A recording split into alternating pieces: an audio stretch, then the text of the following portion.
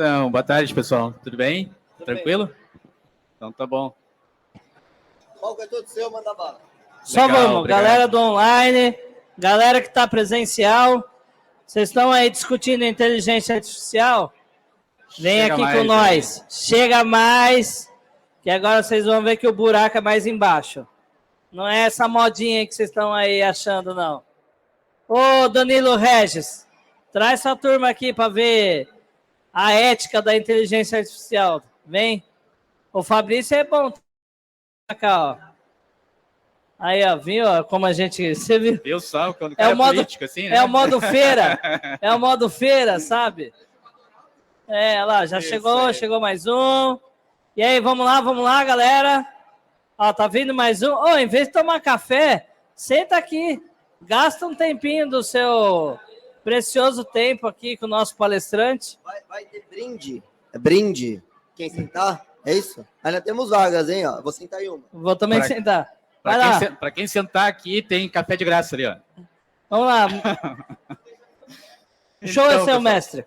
Joia. Então, pessoal, boa tarde aí. Obrigado aí pela presença. Obrigado, pessoal, que está assistindo aí.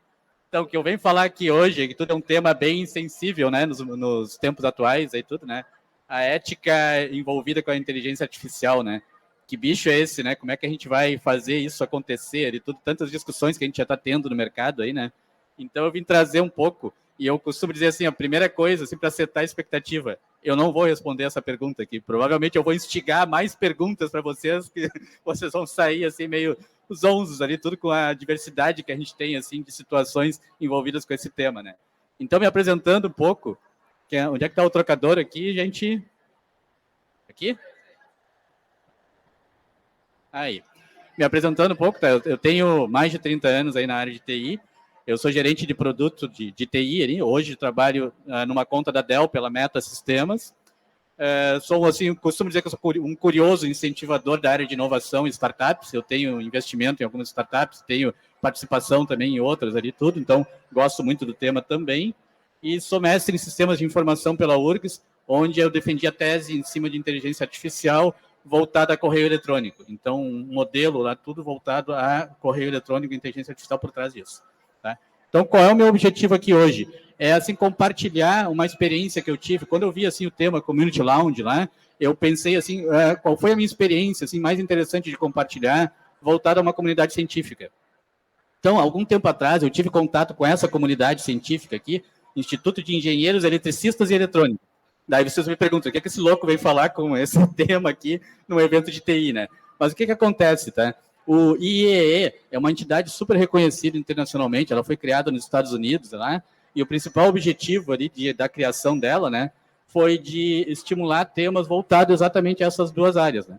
Mas com o avanço, assim, do assunto nesse sentido, eles expandiram os papéis e começaram a atuar em outras áreas, ali, como vocês podem ver ali, computação, micro e nanotecnologias, ultrassom, bioengenharia, robótica, materiais eletrônicos e muitos outros. Então, eles têm uma gama enorme de profissionais entre a comunidade, né, dentro dessa comunidade, que eles exploram diferentes temas. E um dos principais objetivos deles é instigar os assuntos, acho que dá dando microfonia aqui, instigar o assunto, promover discussões, abrir consultas públicas em determinado assunto, para que seja coletado e que seja uma construção mundial dentro daquele tema. Então, por exemplo, que eu vou apresentar para vocês aqui, um exercício, um programa que eu participei, dentro de inteligência artificial, exatamente. Então, como que a ética, como delinear aspectos éticos para sistemas autônomos ou de inteligência artificial. Tá? Então, assim, isso aqui foi só para contextualizar, né, o que é essa instituição aqui, o tamanho dessa instituição, né?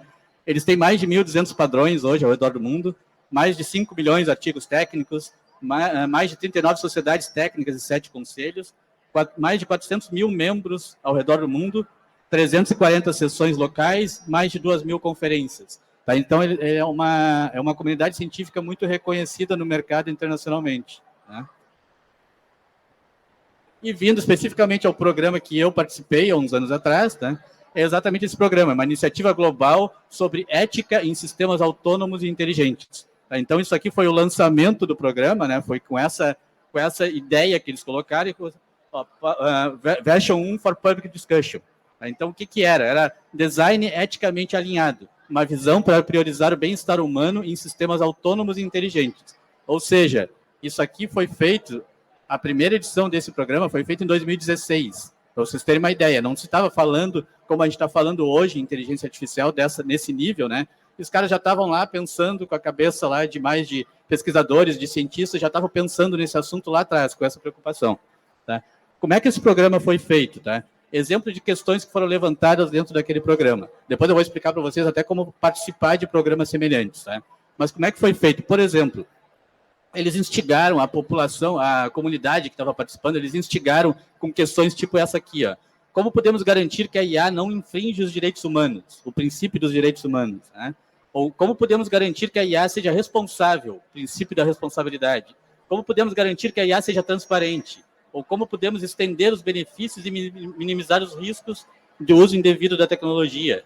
Tá? Ou essa aqui, guardem essa aqui, sobrecarga moral. As IAs geralmente estão sujeitas a uma multiplicidade de normas e valores que podem entrar em conflito uns com os outros. Como resolver?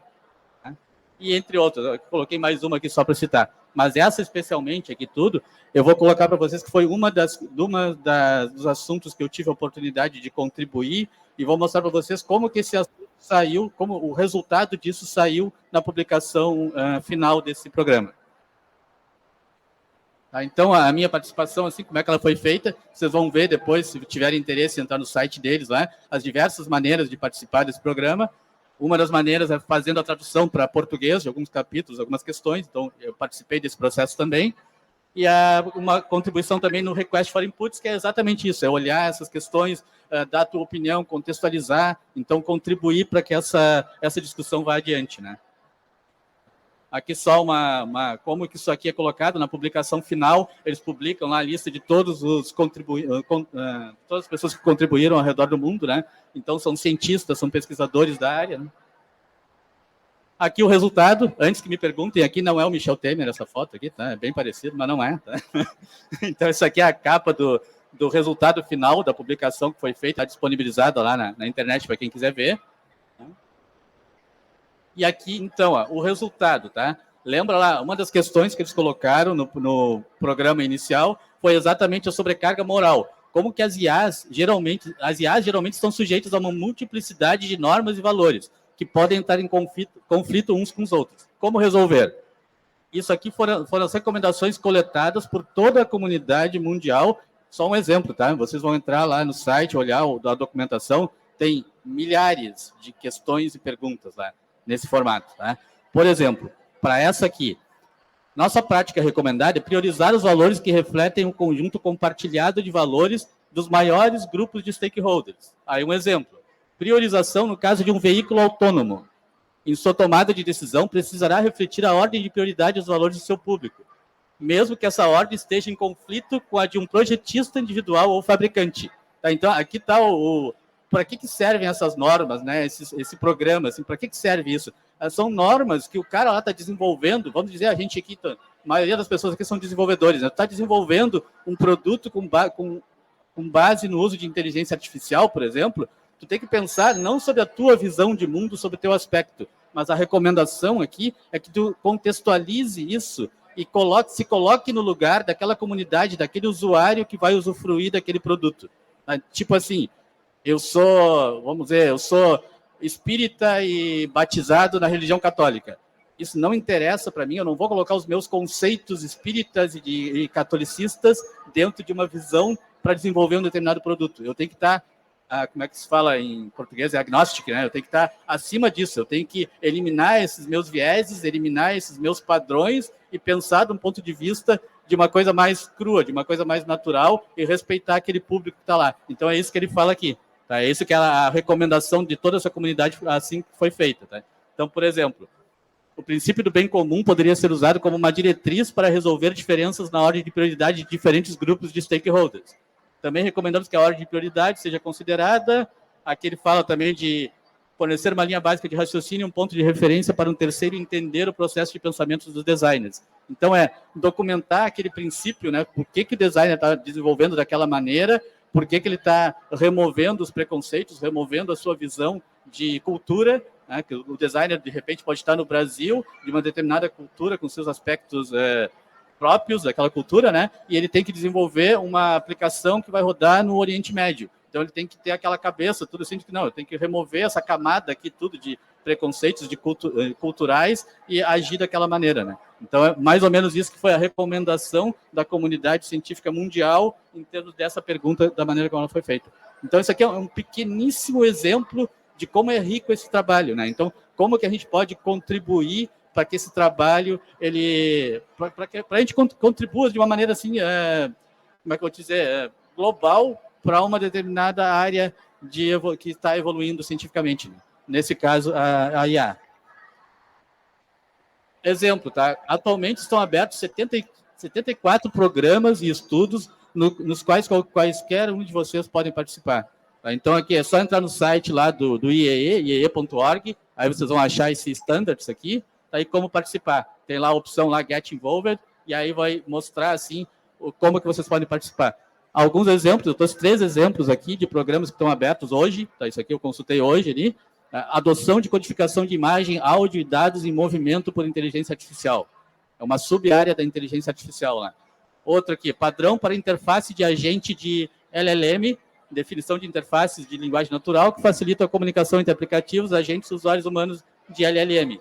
Então, assim, já bem próximo aqui do que a gente conhece por ChatGPT, tudo, né? Está aqui o ChatGPT, ele precisa dessa...